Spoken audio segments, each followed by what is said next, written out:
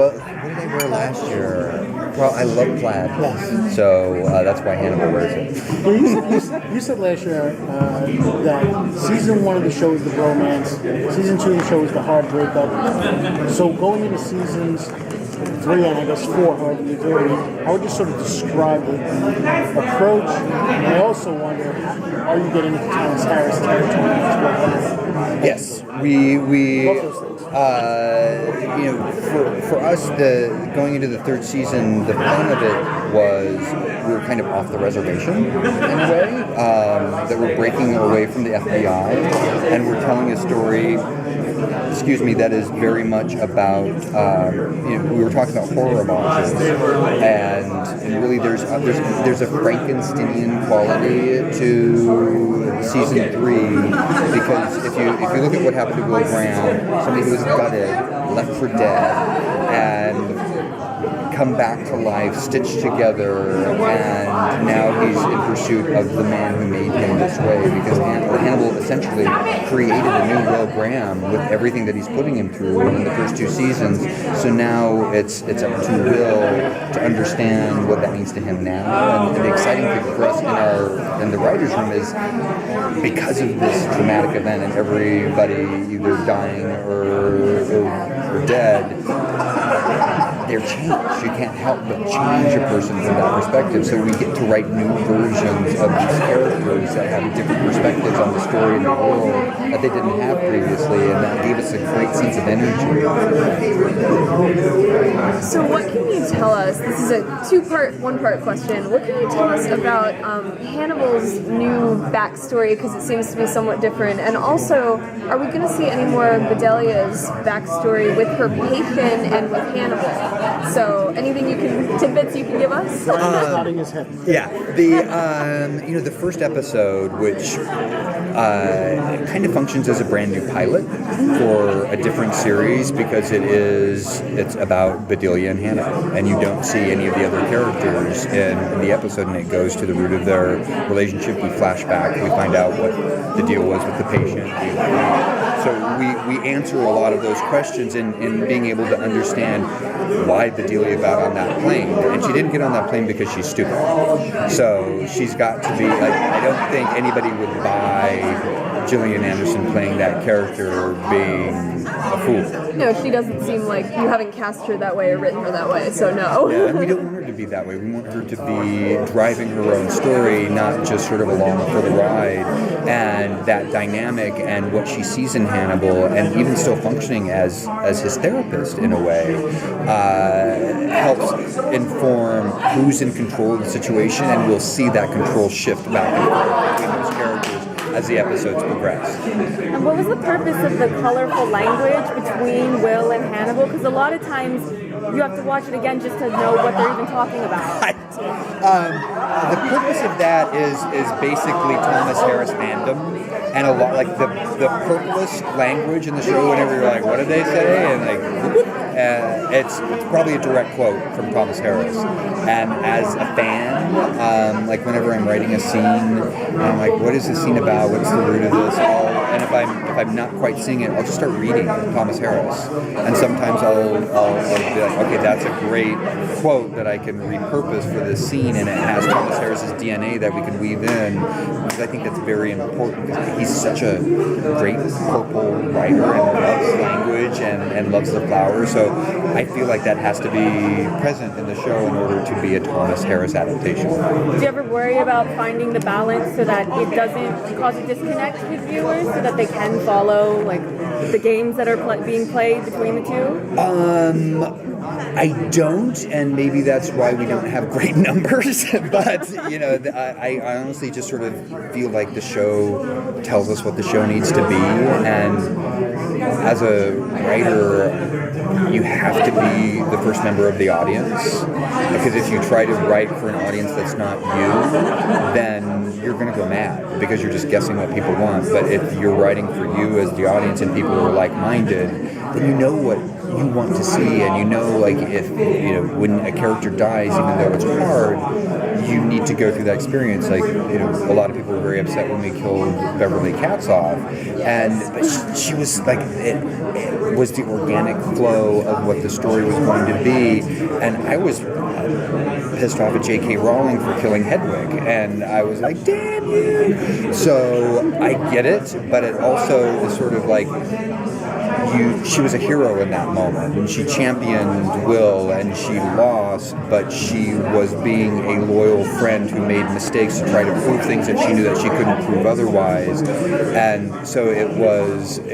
I mean, in episode 5 when I was working on that script, I cried because I knew I was going to miss working with Etienne. I knew I was going to miss writing for her character, and so it was very much a loss for me, but I knew it had to happen for the story, and it was also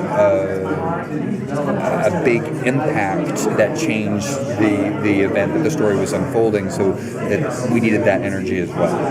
Yeah, and you talked about Jillian a little bit, and I know some fans had tweeted they wanted to know, so can we expect her, is she on like a regular or recurring? We are currently negotiating her contract to be a series regular in season 3.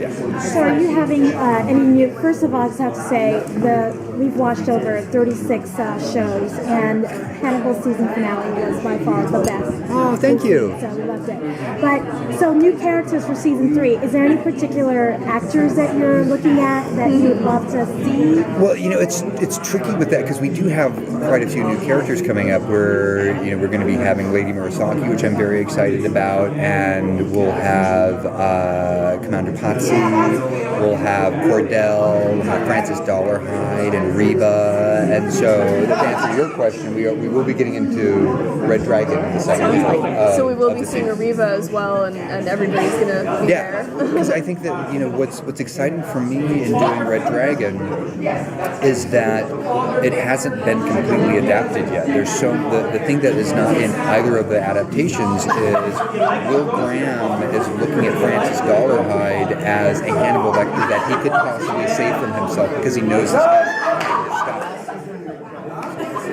So that hasn't been told yet, and I think it's exciting to get into an aspect of Will and Hannibal's relationship through a proxy that tells us another level about who they are and what they mean to each other and what they lost. And so that feels like we can do something new that nobody's seen in any of the adaptations, and that's exciting for me as a fan. And I think American Gods will probably be more of a faithful adaptation of the book, whereas I feel like Hannibal is faithful to the spirit of the books, but we're changing shit around left and right. And you got stars, so we're excited about that, because anything is possible. Well, the Bilquist scene, like you couldn't do that on network television. So if you guys don't know the book, it's basically a woman eats a man with a vagina. Oh yeah. So, yes, let's swallow. So that's be insane. That's not going to happen on network television. No, it'll be stars. So one of the hallmarks of the series has been its slightly surreal. So now that you're going into season 3 and almost like a rebooting or a renewing of it, are you going to be able to keep that surreal feel to the show? Well, it's interesting because as we are breaking out the stories, we don't have as much the death tableaus in this season because we don't have a killer of the week. It's all a story about all of these characters and the new characters that have come into the world. So we're not necessarily dealing with a guest murderer. So that changes a bit of the structure of the show. But we are absolutely going to be looking for those surrealist images that give us a psychological representation of what's going on in Will's head. Because for me, that's what all of that symbolism does. It's psychological. It's just to transport you into a crazy person's head.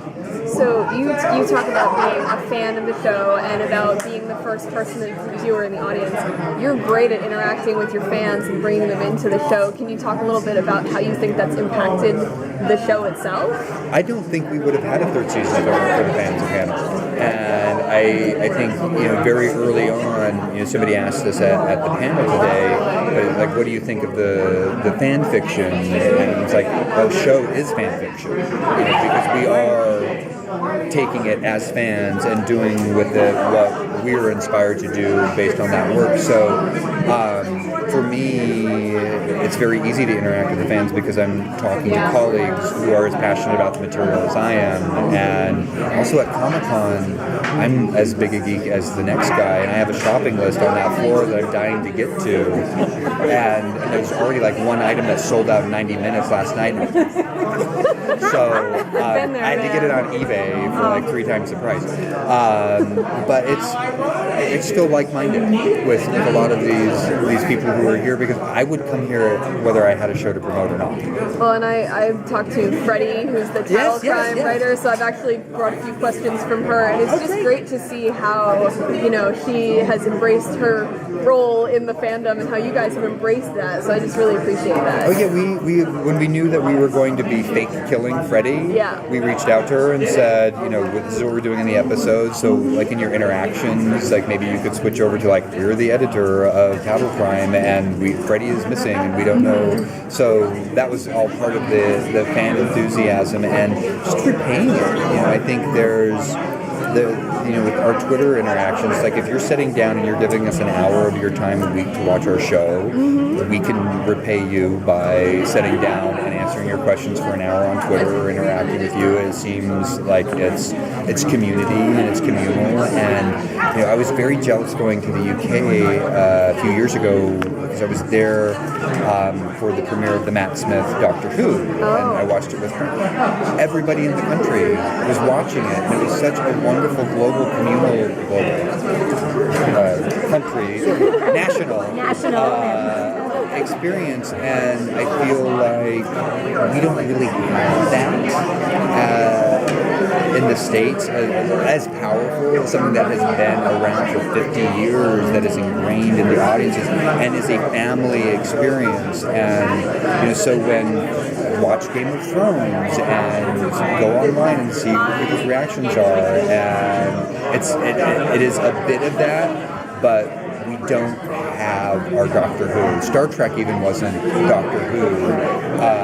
It was for me, but it didn't have the broad, everybody is into this, everybody gets something out of it. And it's wonderful to sort of be united. I mean, it takes like a tragedy to bring Americans together like that, whereas the Brits just have Doctor Who and everybody's... Maybe the closest is the last episode of The Fugitive. Yes, which was huge. Yeah, everyone watched it. The fact, like that, right, I remember watching that. All in the Family. Or Cheers. Cheers, yeah. So it's we have them, we have mini versions, but we don't have that long-standing thing. The ongoing, which is nice. I appreciate that about the show and about the fans of this show, yeah. And it's satisfying because it's also,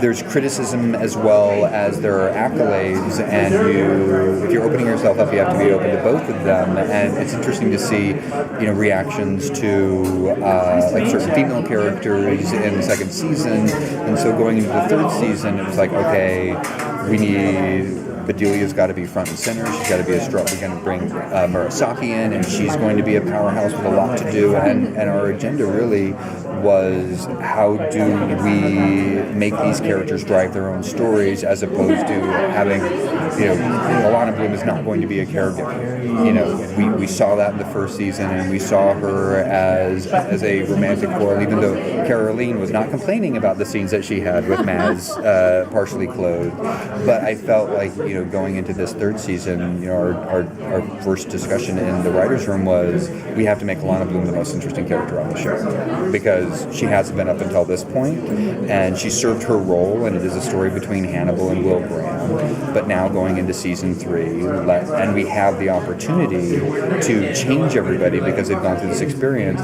let's take advantage of that. And it's exciting because I'm excited to see what Caroline does. I'm excited to see what Jillian does. We're bringing Gina Torres back. I'm excited to see what she does. I can't wait to find out who we cast for Murasaki. So it's all